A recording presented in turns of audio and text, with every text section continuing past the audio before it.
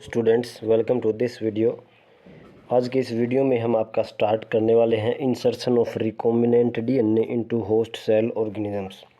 इससे पीछे के वीडियो में हमने स्टार्ट किया हुआ है the process of recombinant DNA technology. उसके अंदर हम सेपरेशन ऑफ डीएनए को कर चुके हैं। उसके बाद डीएनए के फ्रेगमेंट्स को हम अलग अलग फ्रेगमेंट्स में ब्रेक करते हैं एंडोन्यूक्लियेज से, रेस्ट्रिक्शन एंडोन्यूक्लियेज से, वो हम कर चुके हैं। इसके बाद आपका डिज़ायर्ड जो आपका जीन है या जो आपका डिज़ायर्ड डीएनए है उसको हम कैसे आइडेंटिफाई करते हैं और उसको कैसे वेक्टर के अंदर ट्रांसफ़र करते हैं। यदि हम उन्हें उस डिज़ायर्ड डीएनए की मल्टीपल कॉपीज़ बनानी है पीसीआर का यूज करके, तो वो भी हम ये पोर्शन कर चुके हैं। अब हम क्या करेंगे, insertion of recombinant DNA into host cell. हमने क्या किया हुआ है, एक वेक्टर को रेस्ट्रिक्शन एंजाइम से ब्रेक किया और हमारा जो डिज़ायर्ड डीएनए फ्रेगमेंट है उसको भी सेम रेस्ट्रिक्शन एंजाइम से ब्रेक किया। उसको जो आपका डिज़ायर्ड डीएनए है उसको वेक्टर के अंदर लाइगेट किया। अब ये जो रिकॉम्बिनेंट वेक्टर है, अब इसको हम होस्ट के अंदर डालते हैं, तो उसी को हम कह रहे हैं insertion of recombinant DNA. Recombinant DNA कहाँ है, तो आपके वेक्टर के अंदर प्रेजेंट है, जो आपका क्लोनिंग वेक्टर है, जैसे कि प्लाज्मिड है, बैक्टीरियोफाज है, और उसको हम होस्ट के अंदर डालते हैं। तो ये हम कर चुके हैं आपके टेक्निक्स के अंदर कि हम होस्ट को पहले कम्पिटेंट बनाते हैं, जैसे डाइवेलेंट कैटायन से उसकी ट्रीटमेंट देते हैं। तो ये सब आपका फिर उसको हीट सोक ट्रीटमेंट देते हैं। उसके बाद जो बैक्टीरियल सेल होता है वो एक्सेप्ट कर लेता है फॉरेन डीएनए को। देखिए, there are several methods of introducing the ligated DNA into recipient cells. ऐसे बहुत सारे मेथड हैं जिसके अंदर हमारा जो रिकॉम्बिनेंट डीएनए है जो हमने वेक्टर के अंदर लाइगेट किया है उसको रिसिपिएंट सेल्स, यानी जिस सेल के अंदर उसको डालना है, या हम होस्ट सेल भी कह सकते हैं। बहुत सारे मेथड है जिन तरीक़ों से हम होस्ट सेल के अंदर हमारा जो लाइगेटेड डीएनए है उसको हम डाल सकते हैं। Recipient cells after making them competent to receive take up DNA present in its surrounding. कब वो एक्सेप्ट करेगा, जब उसको हम कॉम्पिटेंट कर देंगे। हमने पढ़ा हुआ है पीछे कॉम्पिटेंट होस्ट हम कैसे करते हैं, तो उसमें हम पढ़ने पढ़ा है कि कोई भी जो बैक्टीरियल सेल है या कोई भी हमें जो हमारा होस्ट बनेगा उसके सेल को हमें डाइवेलेंट कैटायन से ट्रीट करना है। उसके बाद वो क्या करेगा, उसके सेल वॉल के अंदर जो पोर्स होंगे उसके जो थ्रू जो डीएनए को टेकअप करने की एफिशिएंसी इंक्रीज हो जाती है। उसके बाद हम उसको हीट शॉक ट्रीटमेंट देते हैं। सबसे पहले कम टेम्परेचर पे रखते हैं, फिर उसको अचानक से हाई टेम्परेचर के ऊपर 42 डिग्री पर लेकर आते हैं, फिर से उसको चिल्ड कंडीशन में रखते हैं, तो वो हीट शॉक ट्रीटमेंट मिलता है। इसके कारण वो जो डीएनए है वो आपका एंटर हो जाता है होस्ट के अंदर, तो इसको हम कहते हैं कम्पिटेंट। तो ये कम्पिटेंट बनने के तरीके और भी तरीके से हमने पढ़ा हुआ है, जैसे कि बायोलिस्टिक गन है, जीन गन है, जिसके अंदर हम पार्टिकल बम्बार्डमेंट करते हैं, और माइक्रोस्कोपिक तरीके से भी हम डायरेक्ट न्यूक्लियस के अंदर इंट्रोड्यूस करते हैं। तो ये हैं आपके बहुत सारे तरीके जिनका यूज करके हम अपना डीएनए जो होस्ट के अंदर डाल सकते हैं। So if recombinant DNA bearing genes for resistant to antibiotics. अब मान लीजिए उस वेक्टर के अंदर, मान लीजिए वेक्टर है, वेक्टर के अंदर ये पिंक वाला हमारा जो है वो हमारा जीन ऑफ इंटरेस्ट है, और इसके अंदर एक और चीज़ है उसको हम कहते हैं एम्पिसिलिन रेजिस्टेंट जीन। जैसे कि जो मैंने ऑरेंज कलर दिखाया ये क्या है, एम्पिसिलिन रेजिस्टेंट जीन। तो इस वेक्टर के अंदर एम्पिसिलिन रेजिस्टेंट जीन है। तो अब क्या होगा, ये वेक्टर जिस भी होस्ट के अंदर एंटर करेगा वो एम्पिसिलिन की प्रेजेंस में ग्रो कर सकता है। आपको पता है जो नॉर्मल बैक्टीरिया होता है वो एंटीबायोटिक रेजिस्टेंट नहीं होता, लेकिन मान लीजिए कि हमने ये अपना रिकॉम्बिनेंट डीएनए डाला है, मतलब प्लाज्मिड जिसके अंदर हमारा desired of gene interest present है। अब इसके अंदर हमने एम्पिसिलिन रेजिस्टेंट जीन डाला हुआ है। तो अब मान लीजिए ये आपका बैक्टीरियल सेल है रेड कलर का। अब ये आपका वेक्टर इसके अंदर ट्रांसफ़र होगा, तो ये ट्रांसफ़र होगा तो इसके अंदर एम्पिसिलिन रेजिस्टेंट के जीन भी आ चुके हैं। तो मतलब ये जो बैक्टीरिया है जिसके अंदर रिकॉम्बिनेंट हमारा प्लाज्मिड है, जिसके अंदर हमारा डिज़ायर्ड जीन है, वो इस बैक्टीरिया में एंटर हो चुका है। एंटर होने के बाद ये बैक्टीरिया भी एम्पिसिलिन रेजिस्टेंस शो करेगा। मतलब ये बैक्टीरिया एम्पिसिलिन की प्रेजेंस में ग्रो कर सकता है। लेकिन कोई ऐसी बैक्टीरिया जिसके अंदर ये ट्रांसफ़र नहीं हो पाया है वो क्या करेगा, क्योंकि इसके अंदर ये एम्पिसिलिन रेजिस्टेंट जीन नहीं है, तो ये जो आपका बैक्टीरिया है ये एम्पिसिलिन की प्रेजेंस में ग्रो नहीं हो पाएगा। तो ये आपका तरीका है, हमने पढ़ा हुआ है सेलेक्टेबल मार्कर के रूप में, जिसको हम यूज़ करते हैं एंटीबायोटिक्स को। देखिए आगे, ये जो रिकॉम्बिनेंट डीएनए है इसके पास एक जीन है जो कि एंटीबायोटिक के लिए रेजिस्टेंट है, जैसे कि एग्जांपल लिया है एम्पिसिलिन के लिए रेजिस्टेंट है। इस ट्रांसफर्ड इनटू ई कोलाई, इसको ई कोलाई के अंदर ट्रांसफ़र किया जाता है। The host cells become transformed into ampicillin resistant cell. जो होस्ट सेल है मतलब जिस बैक्टीरिया के अंदर वो आपका रिकॉम्बिनेंट डीएनए डाला गया है वो क्या हो जाएंगे, ट्रांसफॉर्म्ड हो जाएंगे। तो इसको हमने पढ़ा हुआ है व्हाट इज़ ट्रांसफॉर्मेशन। तो ट्रांसफॉर्मेशन के अंदर क्या होता है, हम कोई फॉरेन डीएनए को किसी होस्ट के अंदर ट्रांसफ़र करते हैं और वो जो डीएनए है वो इस होस्ट के अंदर एंटर हो जाता है। तो वो जो सेल बन गया आगे एंटर होने के बाद उसको कहते हैं ट्रांसफॉर्म्ड सेल, और ये जो प्रोसेस है इसको कहते हैं ट्रांसफॉर्मेशन। देखिए, if we spread the transformed cell on agar plates containing ampicillin. अब ये जो ट्रांसफॉर्म्ड सेल हैं इसको हम एक ऐसी प्लेट के अंदर, एक ऐसे मीडियम के अंदर डालेंगे। अगार क्या होता है कि एक मीडियम है और इस मीडियम के अंदर हमने डाला हुआ है एम्पिसिलिन जो एंटीबायोटिक है वो। तो इसके बाद क्या होगा, ओनली ट्रांसफॉर्मेंट्स विल ग्रो, सिर्फ ट्रांसफॉर्मेंट ही सिर्फ ग्रो होंगे क्योंकि उन्हीं के पास एम्पिसिलिन रेजिस्टेंट जीन है। Untransformed recipient cells will die, untransformed die out कर जाएंगे क्योंकि इनके पास एम्पिसिलिन रेजिस्टेंट जीन नहीं है। Since due to ampicillin resistant gene one is able to select transformed cell in the presence of ampicillin, क्योंकि ampicillin की presence में हमने क्या सेलेक्ट किया है कि एक सेल, एक ग्रुप ऑफ सेल में से कौन सा ट्रांसफॉर्म्ड है और कौन सा नहीं है। द एम्पिसिलिन रेजिस्टेंट जीन को इसीलिए हम क्या कहते हैं, सेलेक्टेबल मार्कर। ये हमने पीछे पढ़ा हुआ है। आगे देखिए, अब हमने क्या किया, अब अपना जो होस्ट सेल है, मान लीजिए बैक्टीरिया है, बैक्टीरिया के अंदर अपना जो वेक्टर है, वेक्टर को इंट्रोड्यूस कर दिया है। वेक्टर के अंदर हमारा है desired gene, gene of interest. तो हमें क्या करना है, ये जो जीन है ये कोई ना कोई प्रोडक्ट बनाता है, ये कोई ना कोई प्रोडक्ट को बनाएगा। अब उस प्रोडक्ट को हमें निकालना है। आपने शुरू में बायोटेक्नोलॉजी की डेफिनेशन पढ़ी थी, तो हमने उसमें क्या कहा था कि हम लिविंग ऑर्गेनिजम्स या फिर उनके पार्ट्स का यूज़ करते हैं और आखिर में हम उनका यूज़ करके, अलग अलग टेक्निक्स का यूज़ करके हम एक ऐसा प्रोडक्ट बनाते हैं जो ह्यूमंस के लिए यूज़फुल होता है। तो अब हमें क्या करना है, ये सब जो किया है हमने किस लिए किया है, ये जो आपका बैक्टीरिया है, बैक्टीरिया के अंदर रिकॉम्बिनेंट वेक्टर है जिसके अंदर हमारा जीन ऑफ इंटरेस्ट है। अब इससे हमें कोई ना कोई प्रोडक्ट चाहिए। तो ये जो प्रोडक्ट है इसको हम कैसे ऑब्टेन करेंगे, कैसे निकलेगा ये देखिए। When you insert a piece of alien DNA into cloning vector and transfer it into bacterial cell. हमने क्या किया है, अपना एलियन डीएनए को वेक्टर के अंदर डाला और उसको हमने ट्रांसफ़र कर दिया बैक्टीरिया के अंदर। बैक्टीरिया के अंदर कर सकते हैं, प्लांट के अंदर कर सकते हैं और एनिमल के अंदर कर सकते हैं। हम इन्हें पढ़ा हुआ है कि हम कौन कौन से वेक्टर्स किस में यूज़ कर सकते हैं। जैसे कि हमने प्लांट के अंदर पढ़ा था कि एग्रोबैक्टीरियम ट्यूमिफेशंस जो आपका होता है पैथोजन, जिसके अंदर एक होता है TI plasmid, Timmer inducing plasmid, उसका यूज़ करते हैं। ऐसे ही हमने एनिमल सेल के अंदर भी पढ़ा है कि जो रेट्रोवायरस है, वो जो कैंसर कोजिंग जीन्स हैं, उनकी जगह हम अपना डिज़ायर्ड डीएनए एंटर कर सकते हैं। देखिए उसके बाद क्या होगा, the alien DNA gets multiplied.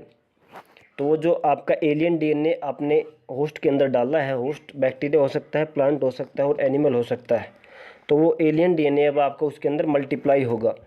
In almost all recombinant technologies the ultimate aim is to produce a desirable protein. सभी जो आपके टेक्निक्स हैं, सभी जो एक्सपेरिमेंट्स हैं जो होते हैं, उसके अंदर अंत में क्या होता है, आपको एक डिज़ायरेबल प्रोटीन चाहिए। Hence there is a need for recombinant DNA to be expressed. इसका मतलब ये है, आपका प्रोटीन कब बनता है आपको पता है, सबसे पहले आपका डीएनए होता है, डीएनए से आपका एमआरएनए बनेगा ट्रांसक्रिप्शन से, और एमआरएनए से आपका प्रोटीन बनेगा। तो इसका मतलब क्या होगा, जो हमने रिकॉम्बिनेंट डीएनए डाला है होस्ट के अंदर उसको एक्सप्रेस करना ज़रूरी है। The foreign gene gets expressed under appropriate conditions. तो एक्सप्रेस करवाने के लिए वहाँ पे अप्रोप्रिएट कंडीशन होनी चाहिए। आपने रेप्लिकेशन का प्रोसेस पढ़ा हुआ है, ट्रांसक्रिप्शन का पढ़ा हुआ है, ट्रांसलेशन का भी पढ़ा हुआ है। तो उसके अंदर आपको पता है प्रमोटर सीक्वेंस चाहिए, अलग अलग सभी के लिए अलग अलग सीक्वेंस चाहिए। आपका जो इनिशिएशन होती है, टर्मिनेशन होते हैं, प्रोटीन सिंथेसिस के अंदर राइबोसोम्स वगैरह सभी की रिक्वायरमेंट है। तो जो होस्ट के अंदर अप्रोप्रिएट कंडीशंस होनी चाहिए तभी वो एक्सप्रेस कर पाएगा। The expression of foreign gene in the host cell involve understanding many technical details. तो होस्ट सेल के अंदर फॉरेन जीन को एक्सप्रेस करवाने के लिए हमें बहुत ज़्यादा डिटेल्स, टेक्निकल डिटेल्स की आवश्यकता होती है।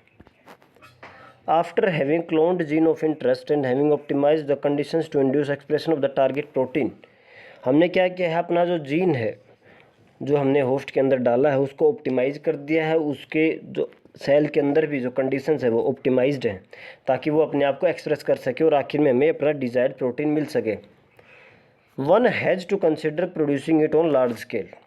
तो हम ये जो भी करते हैं ऐसा नहीं है कि सिर्फ हमें थोड़ा बहुत प्रोटीन की आवश्यकता है, जो भी हमारा डिज़ायर्ड प्रोडक्ट रहेगा उसकी थोड़ा रिक्वायरमेंट है, हमें उसको लार्ज स्केल के ऊपर प्रोड्यूस करना है। Can you think of any reason why there is a need for large scale production. ये पूछ रहा है कि आपको ये कुछ सोच सकते हैं कि आप लार्ज स्केल प्रोडक्शन क्यों करेंगे।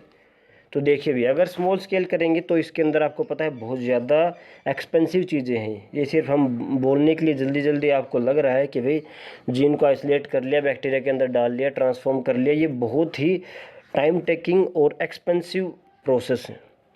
इतनी आसानी से ये नहीं होते हैं और काफ़ी टाइम लग जाता है, बहुत टाइम तक एक्सपेरिमेंट्स चलते हैं, बहुत से महंगे केमिकल्स आते हैं आपके।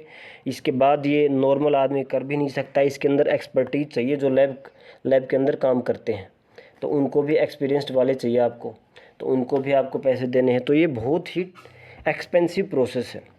और यदि हम इतना सारा खर्चा करके और थोड़ा सा अपना डिज़ायर्ड प्रोटीन बनाएंगे और वो अगर आदमी के लिए फ़ायदेमंद है, अगर उसको हम सेल करेंगे तो उससे हमारी सेल जो होगी, जो पैसे मिलेंगे वो हमें नुकसान ही होगा, क्योंकि आपके उसको प्रोड्यूस करने में ही बहुत ज़्यादा खर्चा आ चुका है। तो इसीलिए लार्ज स्केल के ऊपर हम बनाते हैं,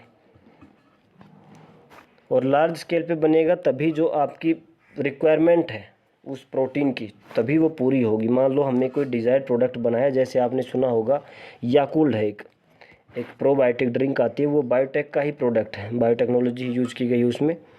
तो वो अगर मान लो आपको थोड़ा सा मिले, अगर वो उन्होंने कुछ ऐसा प्रोसेस बनाया कि बिल्कुल कम वो प्रोड्यूस हो, तो बाकियों के पास उसकी नीड जो है वो कैसे पूरी करेंगे। तो लार्ज स्केल के ऊपर उसकी प्रोडक्शन होती है। देखिए, if any protein encoding gene is expressed in heterologous host. क्या है मतलब, एक ऐसा जीन जो कि किसी प्रोटीन को बनाएगा और वो किसी दूसरे होस्ट के अंदर एक्सप्रेस होता है। हेटेरोलोगस मतलब वो जीन जहाँ का है ओरिजिनली, उससे अलग कहीं भी दूसरे सेल में एक्सप्रेस होगा, उसको कह दे हेटेरोलोगस होस्ट। तो उसको हम कह देते हैं रिकॉम्बिनेंट प्रोटीन। सिंपल सी बात है, रिकॉम्बिनेंट डीएनए से जो प्रोटीन बनेगा वो हो गया रिकॉम्बिनेंट प्रोटीन। रिकॉम्बिनेंट डीएनए क्यों बोल रहे हैं, क्योंकि वो उस होस्ट सेल का डीएनए नहीं है, उसको बाहर से इसके अंदर एंटर करवाया गया है। The cells harbouring cloned genes of interest may be grown on small scale in the laboratory. जो आपके क्लोन्ड जीन्स हैं, मतलब ये जो आपका जीन ऑफ इंटरेस्ट है, इसकी हमने मल्टीपल कॉपीज की थी पीसीआर से, तो उसको भी हमने किसी न किसी सेल में डाला हुआ है, तो उसको हम स्मॉल स्केल के ऊपर रख सकते हैं। द कल्चर्स में be use for extracting the desired protein and then purifying it by using different separation techniques. अब क्या हुआ, मान लो जो हमने होस्ट के अंदर अपना फॉरेन डीएनए डाला था वो एक्सप्रेस हो चुका है, मतलब उसने कोई प्रोटीन बना दिया है। अब क्या करेंगे, हमें उस प्रोटीन को एक्सट्रैक्ट करना है, बाहर निकालना है, उसको प्योरीफाई करना है, उसको प्योर फॉर्म में लेकर आना है। उसके लिए हमें अलग अलग टेक्निक्स की आवश्यकता होती है। The cells can be multiplied in a continuous culture system where in use as medium is drained out from one side while the fresh medium is added to the other side. ये क्या कह रहा है, अब देखते हैं। हमें समझना है कि लार्ज स्केल के ऊपर कैसे प्रोडक्शन होती है। तो मान लीजिए कुछ ऐसा सिस्टम है जिसके अंदर हम ऊपर से फ्रेश मीडियम डाल रहे हैं और नीचे से जो मीडियम यूज हो गया है। मीडियम यूज होना मतलब हमें इसके अंदर मीडियम डाला, हमारे जो बैक्टीरिया थे, जो होस्ट थे, वो डाला, बैक्टीरिया ने इस मीडियम का यूज कर लिया है, तो ये मीडियम अब ख़त्म हो चुका है, इसके अंदर टॉक्सिन की मात्रा बढ़ गई है। तो इस मीडियम को अब हमें बाहर निकालना है, और आगे बैक्टीरिया तभी ग्रो करेगा जब इसको फ्रेश मीडियम मिलेगा। तो एक जिसको हम बोलते थे कंटिन्यूस कल्चर, देखिए लिखा हुआ कंटिन्यूस कल्चर सिस्टम के अंदर क्या होता है, used medium is drain out from one side. जो आपका मीडियम यूज हो चुका है उसको एक साइड से बाहर निकालते रहते हैं, while the fresh medium is added from other to maintain the cells in their physiologically most active या एक्सपोनेंशियल फेज। क्या है कि आपका कोई ऐसा सिस्टम तैयार किया गया है जिसके अंदर जो आपका यूज्ड मीडियम है उसको निकाला जा रहा है लगातार, और जो आपका फ्रेश मीडियम है उसको ऊपर से डाला जा रहा है, ताकि जो आपके बैक्टीरियल सेल हैं जिसके अंदर आपका रिकॉम्बिनेंट वेक्टर है और जिससे आपको डिज़ायर्ड प्रोटीन लेना है, ताकि वो अपनी मैक्सिमम ग्रोथ कर सकें। अपना मैक्सिमम ग्रोथ करेंगे तो एक एक्सपोनेंशियल या लॉग फेज होता है जिसके अंदर वो सबसे ज़्यादा ग्रोथ करते हैं, और उसी दौरान वो अपना जो आपका डिज़ायर्ड प्रोटीन है वो सबसे ज़्यादा फॉर्म करेंगे। इसको हम कहते हैं continuous culture system. This type of culture method produce a large biomass leading to higher yield of desired protein. क्योंकि इससे क्या होता है, बहुत ज़्यादा बायोमास बनता है, सेल्स बहुत ज़्यादा बनते हैं नए। जब भी सेल्स नए बनेंगे तो मतलब डीएनए मल्टीप्लाई कर रहा है, डीएनए मल्टीप्लाई कर रहा है तो मतलब डीएनए की कॉपी बढ़ रही हैं, तो वो डीएनए से आरएनए बनेगा और जितने भी नए सेल बनते जाएंगे सभी के अंदर प्रोटीन अपना डिज़ायर्ड बनता जाएगा। और जितने ज़्यादा सेल्स यानी बायोमास बनेगा उतना ही अपना ज़्यादा डिज़ायर्ड प्रोटीन वहाँ पर बनेगा। आगे देखिए, small volume culture can not yield appreciable qualities of product. अगर आप स्मॉल वॉल्यूम के अंदर काम करते हैं तो हमें जितना प्रोडक्ट चाहिए वो नहीं बन पाएगा। To produce in large quantities the development of bioreactor, एक नाम आया है बायोरिएक्टर्स।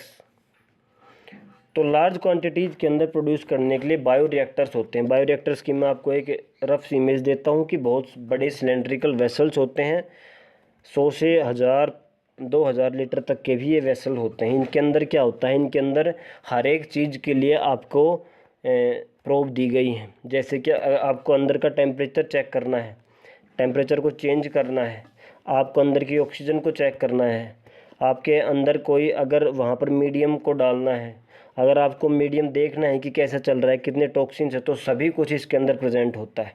इसको कंटिन्यूस ऑक्सीजन सप्लाई भी चाहिए, तो इसके लिए हम एयर भी इसको पास आउट करते रहते हैं, ऑक्सीजन की सप्लाई। और हमारे बैक्टीरिया इसके अंदर ग्रो होते हैं तो साथ में टॉक्सिन बनता रहता है, तो उसको भी साथ में निकालना होता है वेसल से। तो ये आपका कुछ ऐसा बायोरिएक्टर होता है। देखो लिखा हुआ है बायोरिएक्टर वेयर लार्ज वॉल्यूम यानी 100 से 1000 litre of culture can be processed was required. तो 100 से 1000 लीटर जो है, 1000 लीटर मान लो एक बार में उसकी प्रोसेसिंग हो रही है कल्चर की। कल्चर क्या होता है, कल्चर मतलब एक ऐसा लिक्विड सा मीडियम जिसके अंदर बैक्टीरिया को ग्रो किया गया है और उसके अंदर जो मीडियम है, मीडियम के अंदर ऐसे न्यूट्रिएंट्स जो बैक्टीरिया की ग्रोथ के लिए रिक्वायरमेंट है। देखिए 10 bioreactor can thought of a vessel in which raw materials are biologically converted into special products. तो हम ऐसा कह सकते हैं कि बायोरिएक्टर से एक स्पेशल वेसल्स होते हैं, जैसे बड़े बर्तन होते हैं जिसके अंदर हम अपना रॉ मटेरियल डालते हैं और हमें जो आखिर में प्रोटीन चाहिए जैसे, तो वो प्रोटीन हमें मिल जाता है।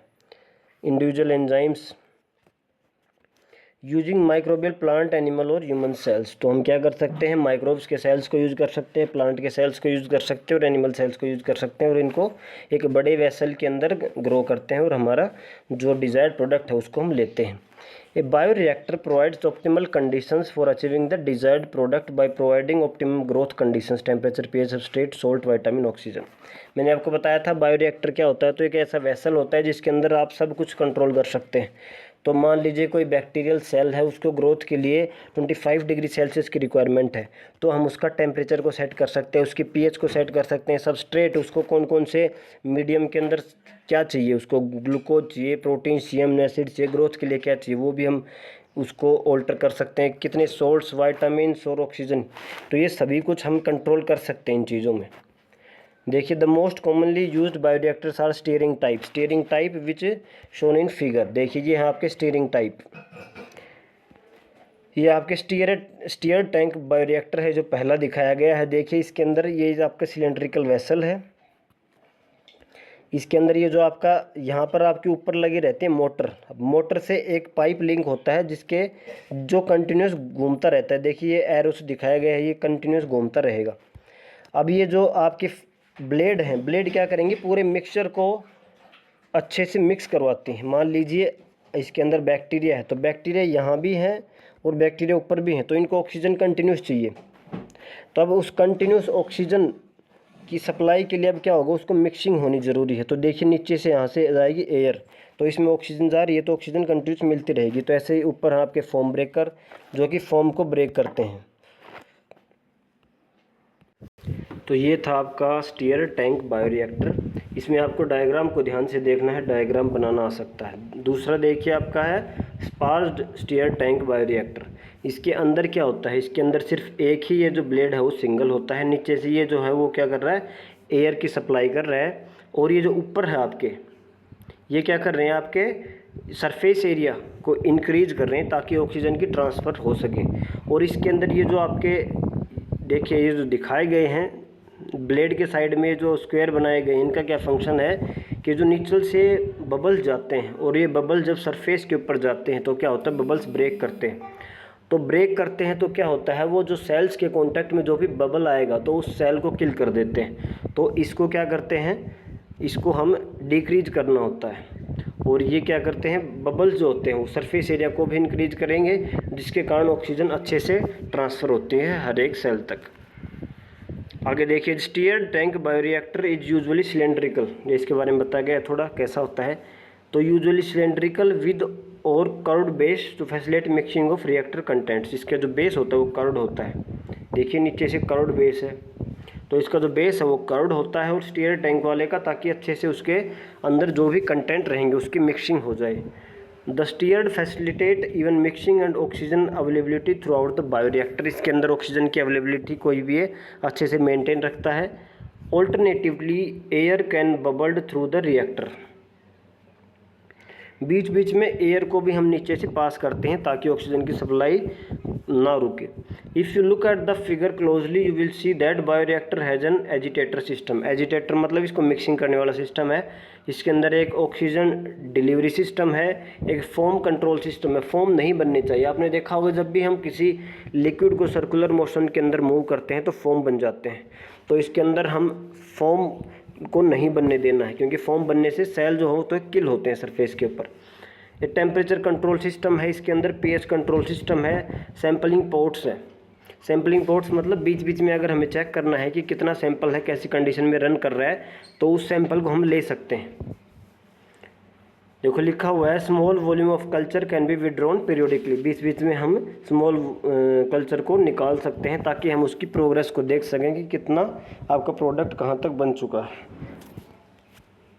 आगे देखते हैं down stream processing. Downstream processing क्या होती है, अब आपका प्रोडक्ट बन के तैयार हो चुका है मान लो वेसल में, अब इसको हमें प्योर फॉर्म में लेना है, उसको हमें सेपरेट करना है और उसके प्योरीफाई फॉर्म में लेना है। देखिए after completion of biosynthetic stage, biosynthetic मतलब जब वो हमारा डिजायर्ड प्रोटीन जैसे कि रिकॉम्बिनेंट प्रोटीन बना है, the product has to be subjected through a series of processes before it is ready for marketing.